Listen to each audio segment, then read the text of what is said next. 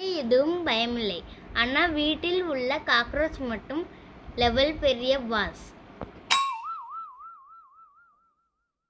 நான் ஷார்ட்டாக இருந்தாலும் என் ஐடியாஸ் ஹைட்டு ஃபுல்லாக பாலிவுட் லெவல் தான்.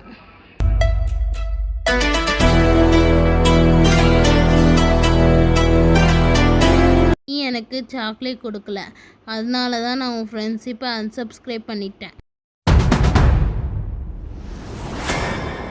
நான் வந்த சீன் தான் செட் ஆகும். நான் இல்லைன்னா சீனே ஃப்ளாப். இவங்க எல்லாம் என்கிட்ட ஜெலஸாக இருக்காங்க. நான் சிங்கிள் தான்.